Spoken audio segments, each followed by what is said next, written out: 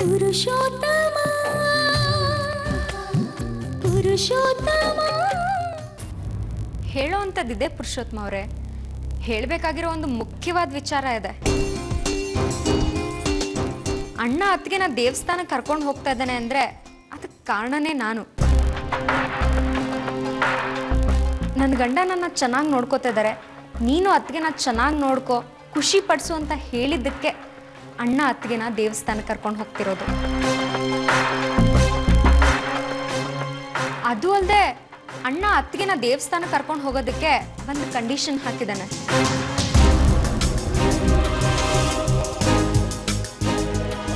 ಅದೇನು ಅಂತ ಕೇಳಲ್ವಾ?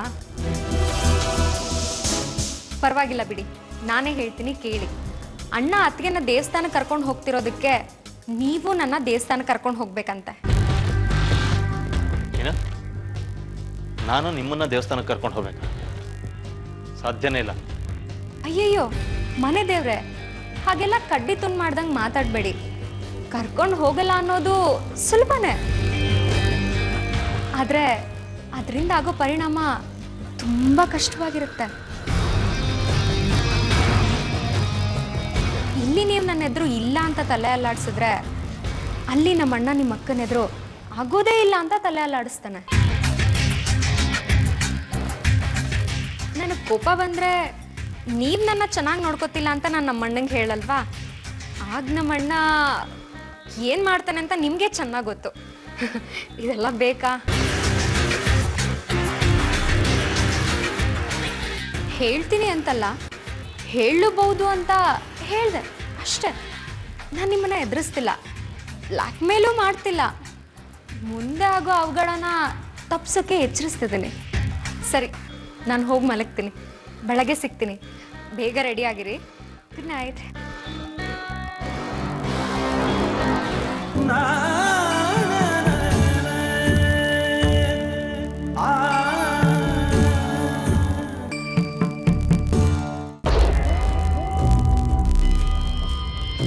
ನೋಡಬೇಕು ಅನ್ಸಿದ್ರೆ ಕನ್ಸಲ್ಲಿ ಬರ್ತೀನಿ.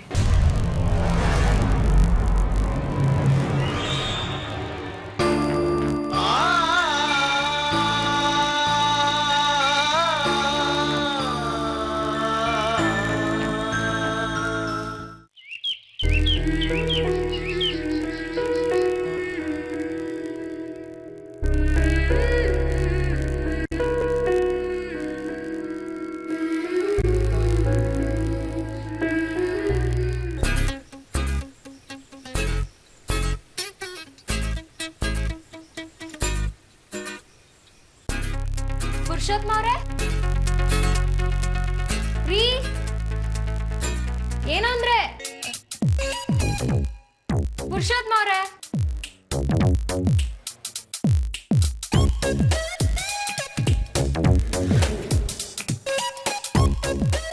ನಾವಿವತ್ತು ದೇವಸ್ಥಾನಕ್ಕೆ ಹೋಗೋಣ ಅಂತ ಹೇಳಿದ್ದೆ,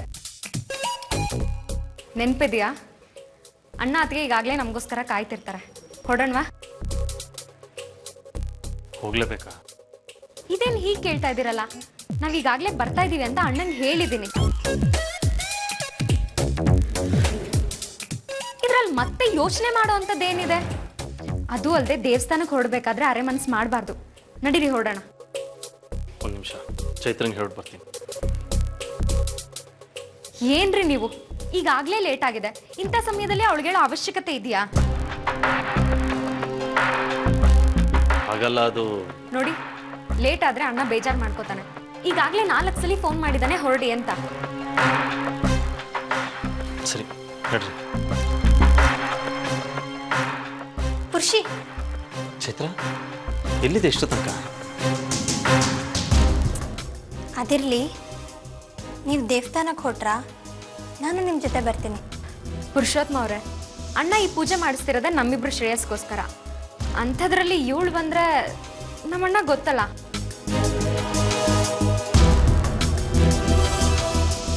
ಚೈತ್ರ, ನೀನು ಬೇಡ, ನೀನು ಬಂದರೆ ಸರಿ ಇರಲ್ಲ. ನನಗೆಷ್ಟೇ ಕಷ್ಟ ಆದರೂ ಪರವಾಗಿಲ್ಲ, ನೀವಿರೋ ಜಾಗದಲ್ಲೇ ನಾನು ಇರ್ತೀನಿ.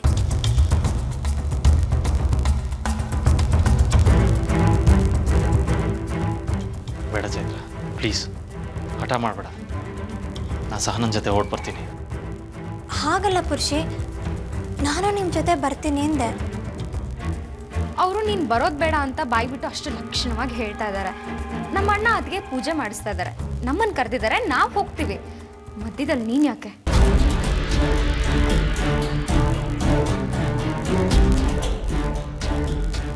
ಬನ್ನಿ ಹೋಗೋಣ.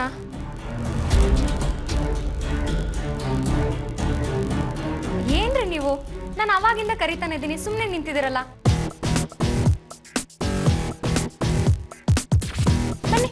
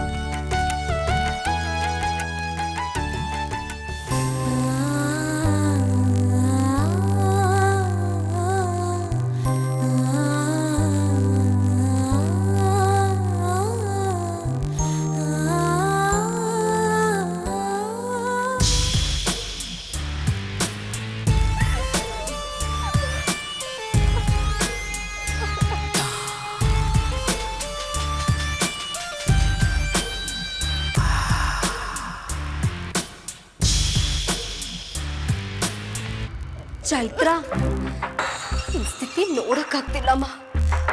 ಹೊಟ್ಟೆ ಉರಿತಾ ಇದೆ, ನನಗೆ ಸಹಿಸ್ಕೊಳಕ್ಕಾಗ್ತಿಲ್ಲ. ನೋಡು, ನೀನು ನನ್ನ ಸೊಸೆ, ನನಗೂ ನಿನ್ಗೂ 1000 ಇರ್ಲಿ. ಬೇರೊಬ್ಳು ಬಂದು ನಿನ್ ಗಂಡನ್ನ ಕರ್ಕೊಂಡು ಹೋಗೋದು ಅಂದ್ರೆ ಅವಳು ತೀರ್ಮಾನ ಮಾಡ್ಕೊಂಡೇ ಬಂದಿದ್ದಾಳೆ ಅನ್ಸುತ್ತೆ. ಏನಾದ್ರೂ ಮಾಡಿ ಪುರುಷೋತ್ತಮನ್ ಹೆಂಡತಿ ಅವಳು ಆಗೇ ಬಿಡ್ತಾಳೆ.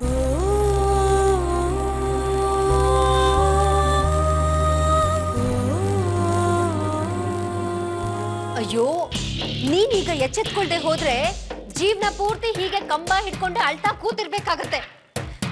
ಬೇಗ ಏನಾದ್ರೂ ಮಾಡಮ್ಮ ಚೈತ್ರ. ನಂಗೆ ಗೊತ್ತಮ್ಮ, ಇಷ್ಟು ದಿನ ನಿನಗೆ ವಿರುದ್ಧವಾಗಿ ನಿಂತಿದ್ದವಳು ಈಗ ಇದ್ದಕ್ಕಿದ್ದ ಹಾಗೆ ನಿನಗೆ ಸಪೋರ್ಟ್ ಮಾಡ್ತಿದ್ದೀನಿ ಅಂತ ಆಶ್ಚರ್ಯ ಆಗ್ತಿದ್ಯಾ? ನಾನೇನಮ್ಮ ಮಾಡ್ಲಿ? ನಮ್ಮನೆ ಮಗಳು ವಿಜಿ ಅಲ್ಲಿದ್ದಾಳೆ, ಅಲ್ಲ ಅವಳಿಗೇನು ಹಿಂಸೆ ಆಗ್ಬಾರ್ದು ಅಂತ ಇಲ್ಲಿ ಸಹನ ಹೇಳ್ದಾಗೆಲ್ಲ ಕೇಳೋ ಥರ ನಾನು ಬ್ಯಾಲೆನ್ಸ್ ಮಾಡ್ಕೊಂಡು ಬಂದೆ. ಈಗ ನೋಡಿದ್ರೆ ನಿನ್ನ ಜೀವನನೇ ಕೊಚ್ಕೊಂಡು ಹೋಗೋ ಸ್ಥಿತಿ ಬಂದ್ಬಿಟ್ಟಿದೆ. ಈಗ ನಾನು ವಿಜಿ ಥರ ನಿನ್ನನ್ನು ಕಾಪಾಡ್ಕೋಬೇಕು. ಅದಕ್ಕೆ ನಾನು ನಿನಗೆ ಹೇಳ್ತಾ ಇದ್ದೀನಿ, ಬೇಗ ಏನಾದರೂ ಮಾಡು. ನಿನ್ ಸಂಸಾರ ಮುಳುಗ್ ಹೋಗ್ತಾ ಇದೆ, ನಿನ್ ಗಂಡನ್ನ ಕಾಪಾಡ್ಕೋ. ನಾನೇನ್ ಮಾಡ್ಲಿ? ಅವಳು ಕರೆದ್ಲು, ಅವನು ಅನಿವಾರ್ಯಕ್ಕೆ ಸಿಕ್ಕಾಕೊಂಡು ಹೋದ. ನನಗೆ ಅಳದದ್ ಬಿಟ್ರೆ ಬೇರೆ ಯಾವ ದಾರಿನೂ ತೋಚ್ತಿಲ್ಲ. ಪಡ್ಕೊಂಬಂದಿರೋದೆ ಇಷ್ಟು ಅನ್ಸುತ್ತೆ. ಪೆದ್ದಿ ಕಣೆ ನೀನು. ನೀನ್ ಹೀಗೆ ಹಣೆ ಬರ ಅಂತ ಅಂದ್ಕೊಂಡ್ ಕೂತ್ರೆ ಕೊನೆಗೆ ಹಾಳಾಗೋದು ನಿನ್ನ ಜೀವನ.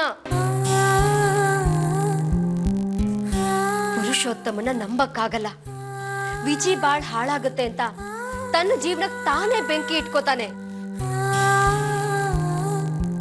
ಯೋಚನೆ ಮಾಡು ಚೈತ್ರ. ನಿನ್ನ ಪುರುಷಿ ನಿನ್ನನ್ನ ದೂರ ಮಾಡ್ಕೊಂಡ್ರೆ ಅದರಿಂದ ಅವನು ಸಂತೋಷವಾಗಿರಲ್ಲ. ಚೈತ್ರ, ನಿನ್ ಕೈ ಮುಗಿದ್ ಕೇಳ್ಕೊತೀನಿ. ನಮ್ ಪುರುಷೋತ್ತಮ ಸಹನಾ ಕೈನಲ್ಲಿ ಸಿಕ್ಕಾಕೊಂಡು ಒದ್ದಾಡೋದನ್ನ ನನ್ನಿಂದ ನೋಡಕ್ಕಾಗ್ತಿಲ್ಲ. ಅವ್ನು ಕಷ್ಟ ಪಡ್ತಿದ್ದಾನೆ. ಏನಾದ್ರೂ ಮಾಡಿ ಪುರುಷೋತ್ತಮನ ಸಹನಾಯಿಂದ ಬಿಡಿಸು. ನೋಡು ಚೈತ್ರ, ನೀನ್ ಹೀಗ ಅಳ್ತಾ ಮಂಕಾಗ್ ನಿಂತಿದ್ರೆ ಏನು ಪ್ರಯೋಜನ ಇಲ್ಲ. ಹೋಗಮ್ಮ, ಹೋಗು. ನನ್ ಮಗನ ಅಂದ್ರೆ ನಿನ್ ಗಂಡನ್ನ ಕಾಪಾಡು. ಇಲ್ಲ, ನನಗೆ ಕೇರ ಮಾಡಕ್ಕಾಗಲ್ಲ. ಚೈತ್ರ, ಮೊದ್ಲು ನೀನ್ ಅಳೋದನ್ನ ನಿಲ್ಸು. ನಿಲ್ಸು. ನಾನ್ ಹೇಳ್ತಿದ್ದೀನಲ್ಲ, ನೀನ್ ಅಲ್ಲಿಗೆ ಹೋಗು. ಎಲ್ಲ ಕೆಟ್ಟ ಹೋದ್ಮೇಲೆ ಏನೂ ಮಾಡಕ್ಕಾಗಲ್ಲ. ಜೀವನ ಅಂದ್ಮೇಲೆ ಬರೀ ಒಳ್ಳೆತನನೇ ಇದ್ರೆ ಸಾಲದು ಚೈತ್ರ, ಸ್ವಲ್ಪ ತಂತ್ರನೂ ಇರ್ಬೇಕು. ತನ್ನನ್ನು ತಾನು ರಕ್ಷಿಸ್ಕೊಳ್ಳೋಕೆ ಅಂತಾನೆ ಆ ಭಗವಂತ ಹಸುಗೆ ಕೊಂಬು ಕೊಟ್ಟಿದ್ದಾನೆ. ತಿಳ್ಕೋ, ಆರೋಗ್ಯಕ್ಕೆ ಸ್ವಲ್ಪ ಪ್ರಮಾಣದಲ್ಲಿ ವಿಷಾನು ಬೇಕು. ಈಗ ನಿನ್ನ ಜೀವನನ ಕಾಪಾಡ್ಕೊಳ್ಳೋಕೆ ನಾನು ಹೇಳ್ತಾ ಇದ್ದೀನಿ ಕೇಳು. ಕಚ್ಚದೇ ಇದ್ರೂ ಪರವಾಗಿಲ್ಲ, ಬುಸ್ ಅಂತನಾದ್ರೂ ಅನ್ಬೇಕು. ಇವತ್ತು ನೀನು ಅವಳ ಮುಂದೆ ಸೋತಿರ್ಬೋದು, ಆದ್ರೆ ಆ ಸೋಲನ್ನ ನೀನು ಒಪ್ಕೊಂಡ್ಬಿಟ್ರೆ ಜೀವನ ಪೂರ್ತಿ ನೀನ್ ಗೆಲ್ಲೋಕ್ ಸಾಧ್ಯನೇ ಇಲ್ಲ. ಪುರುಷೋತ್ತಮ ನಿನ್ ಕೈ ತಪ್ಪ ಹೋಗ್ತಾನೆ. ಏನಾದ್ರೂ ಮಾಡಿ ನಿನ್ ಜೀವನನ ಉಳಿಸ್ಕೋ.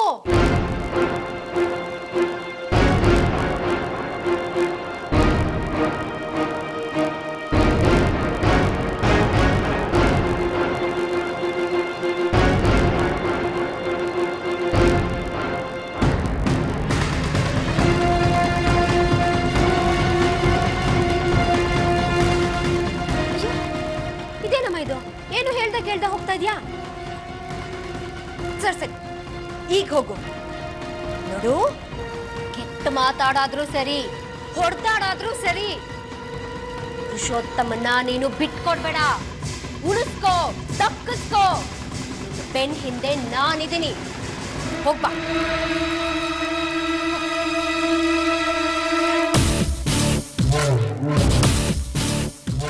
ಹಬ್ಬ ಅಂತೂ ಹೋದ್ಲು. ಅಲ್ಲಿ ಏನ್ ಮಾಡ್ತಾಳೋ ಏನೋ. ದೊಡ್ಡ ಹಗರಣ ಅಂತೂ ನಡೆಯತ್ತೆ. ವಿಜಿದೋ ಸಹನಾದೋ ಇಲ್ಲ, ಆ ಪುರುಷೋತ್ತಮನ್ ಜೀವನ ಹಾಳಾಗಿ ಹೋಗತ್ತೆ. ಒಟ್ನಲ್ಲಿ ನಾನ್ ತೋಡಿದ ಹಳ್ಳಕ್ಕೆ ಯಾರಾದ್ರೂ ಒಬ್ರಾದ್ರೂ ಬಿದ್ದೇ ಬೀಳ್ತಾರೆ.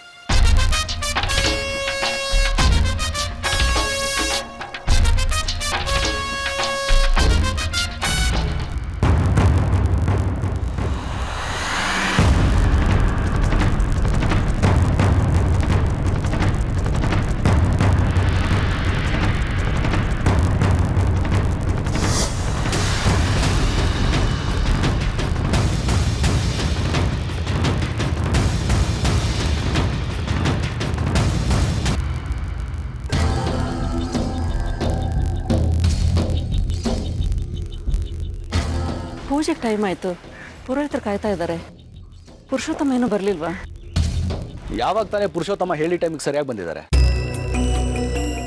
ನಮ್ಮನ್ನ ಕಾಯಿಸಿ ಸತಾಯಿಸೋದು ಅಂದ್ರೆ ಅವ್ರಿಗೆ ಇಷ್ಟ ಅನ್ಸತ್ತೆ ಅಲ್ವಾ ವಿಜಿ?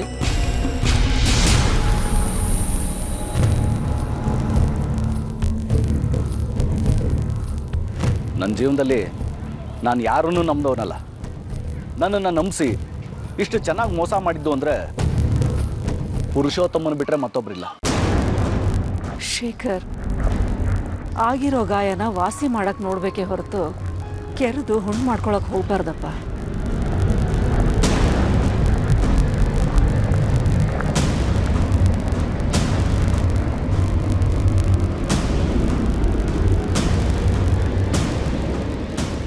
ಪುರುಷೋತ್ತಮ ಸಹನ ಬಂದರು.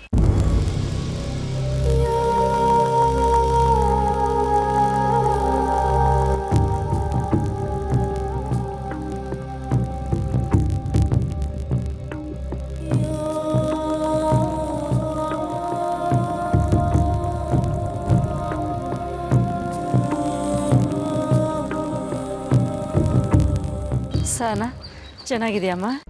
ಚೆನ್ನಾಗಿದ್ದೀನಮ್ಮ. ಪುರುಷೋತ್ತಮ್, ನೀವು ಚೆನ್ನಾಗಿದ್ದೀರಾ?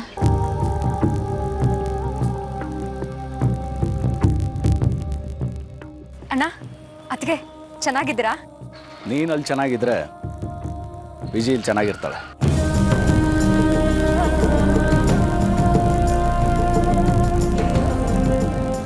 ಶೇಖರ್, ಸರಿ, ನಿಮ್ಮ ಹೆಸರಲ್ಲಿ ಮತ್ತು ಸಹನ ಹೆಸರಲ್ಲಿ ಪೂಜೆ ಮಾಡಿಸ್ತಿದ್ದೀವಿ, ಬನ್ನಿ. ಒಂದು ನಿಮಿಷ.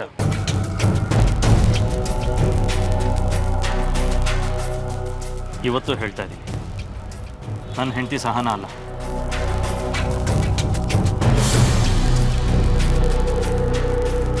ನನಗೆ ಯಾವತ್ತೂ ಸಹನ ಅವ್ರ ಮೇಲೆ ಪ್ರೀತಿ ಬಂದಿಲ್ಲ, ಬರೋದು ಇಲ್ಲ.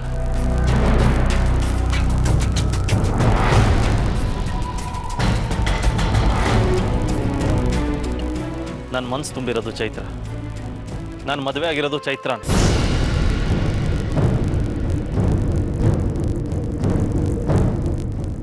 ಸಹನಾಗೆ ನನ್ನ ಮನಸ್ಸಲ್ಲಾಗಲಿ ಬಾಳಲ್ಲಾಗಲಿ ಯಾವ ಸ್ಥಾನನೂ ಇಲ್ಲ.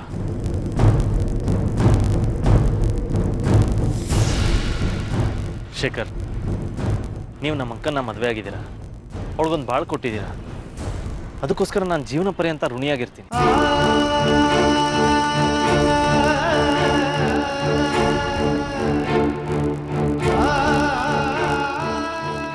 ನಿಮ್ಮ ತಂಗಿನ ಮದುವೆ ಆಗೋದಕ್ಕೆ ನಾನು ಒಪ್ಕೊಂಡಿದ್ದೆ, ಇಲ್ಲ ಅಂತ ಹೇಳ್ತಾ ಇಲ್ಲ. ಆದರೆ ಮದುವೆ ಅನ್ನೋದು ಬ್ರಹ್ಮಗಂಡು. ನನಗೆ ಗೊತ್ತಿಲ್ಲದೆ ಚೈತ್ರನ ನಾನು ಮದುವೆ ಆಗಲೇಬೇಕಾಗಿತ್ತು. ಆಗಲೂ ನಮ್ಮ ಅಕ್ಕನ ಬದುಕು, ಸಹನನ ಕನಸು ಎಲ್ಲ ನನ್ನ ಕಣ್ಮುಂದೆ ಬಂತು.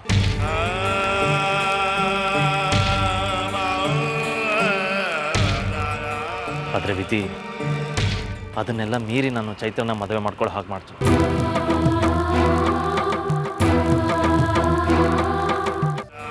ಆದರೆ ವಿಧಿ ಅದನ್ನೆಲ್ಲ ಮೀರಿ ನಾನು ಚೈತ್ರನ ಮದುವೆ ಮಾಡ್ಕೊಳ್ಳೋ ಹಾಗೆ ಮಾಡ್ತು.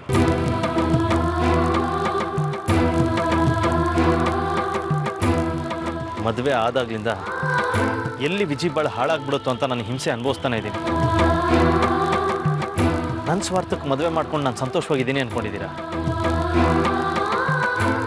ಇಲ್ಲ ಶೇಖರ್, ಒಂದೇ ಮನೇಲಿದ್ದರೂ ನಾನು ಚೈತ್ರ ಎರಡು ದಿಕ್ಕಲ್ಲಿ ಬದುಕ್ತಾ ಇದ್ದೀವಿ. ನಾನಿಷ್ಟೆಲ್ಲ ಹೇಳಿದ್ದು ನೀವುಗಳು ನನ್ನ ನಂಬಲಿ ಅಂತಲ್ಲ, ನಾನು ನಿಮಗೆ ಯಾವುದೇ ರೀತಿ ಮೋಸ ಮಾಡಿಲ್ಲ ಅಂತ ತಿಳಿಸೋದಕ್ಕೆ ಪ್ರಯತ್ನ ಪಡ್ತಾ ಇದ್ದೀನಿ.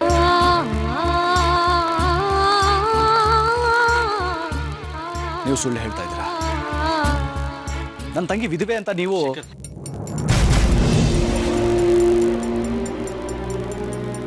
ಪ್ಲೀಸ್ ಶೇಖರ್, ಹಾಗೆಲ್ಲ ಹೇಳಬೇಡಿ. ಹೇಗೆ ಹೆಂಡತಿ ಸತ್ ಮೇಲೆ ಗಂಡನಿಗೆ ಇನ್ನೊಂದು ಮದುವೆ ಆಗೋ ಅಧಿಕಾರ ಇದೆಯೋ, ಹಾಗೆ ಗಂಡ ಸತ್ ಮೇಲೆ ಹೆಣ್ಣಿಗೂ ಇನ್ನೊಂದು ಮದುವೆ ಆಗೋ ಹಕ್ಕಿದೆ. ಅದನ್ನು ತಪ್ಪು ಅಂತ ಹೇಳೋ ಅಧಿಕಾರ ಯಾರಿಗೂ ಇಲ್ಲ. ಪುರುಷೋತ್ತಮ ಅವರೇ, ನಾನು ನಿಮ್ಮನ್ನ ತುಂಬಾ ಪ್ರೀತಿಸ್ತಾ ಇದ್ದೀನಿ. ನನಗೊತ್ತು ಸಹನ, ನೀವು ನನ್ನನ್ನು ಎಷ್ಟು ಪ್ರೀತಿಸ್ತಾ ಇದ್ದೀರಾ ಅಂತ. ಆದರೆ ಪ್ರೀತಿ ಅನ್ನೋದು ಕೊಡೋದಕ್ಕೆ ದಾನನೂ ಅಲ್ಲ, ತಗೊಳ್ಳೋದಕ್ಕೆ ಭಿಕ್ಷೆನೂ ಅಲ್ಲ. ಅದು ಹೃದಯಕ್ಕೆ ಸಂಬಂಧಪಟ್ಟಿದ್ದು. ನನ್ನ ಹೃದಯ ಚೈತ್ರ.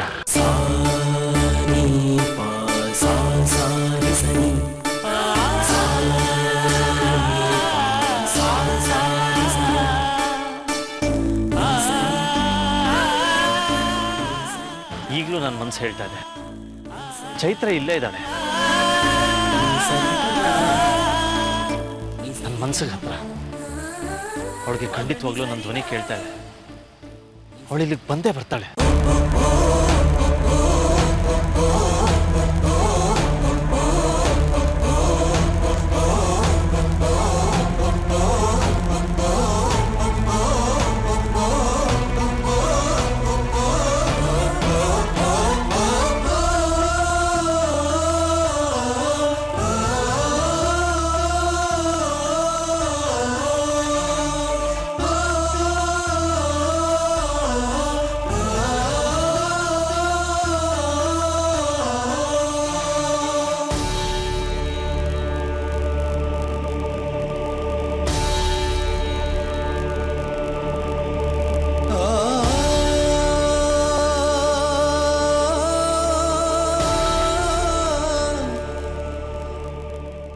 ಶೇಖರ್, ನಾನು ಖಂಡಿತವಾಗ್ಲೂ ನಿಮಗೆ ಮೋಸ ಮಾಡಿಲ್ಲ. ದಯವಿಟ್ಟು ನಮ್ಮ ಅಕ್ಕನ ಭಾಳ ಹಾಳು ಮಾಡಬೇಡಿ.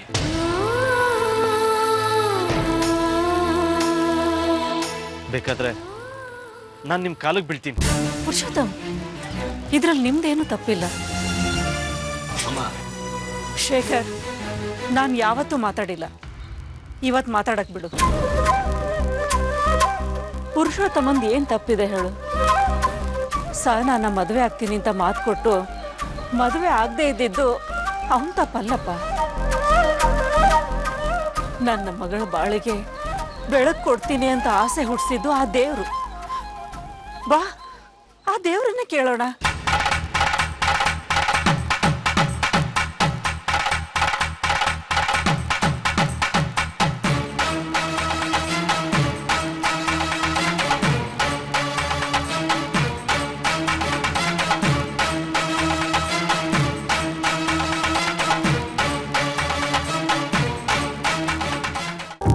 ಹೆಜ್ಜೆ ಚೆನ್ನಾಗಿದ್ರೆ ಪುರುಷಿ ಸಂತೋಷವಾಗಿರ್ತಾನೆ.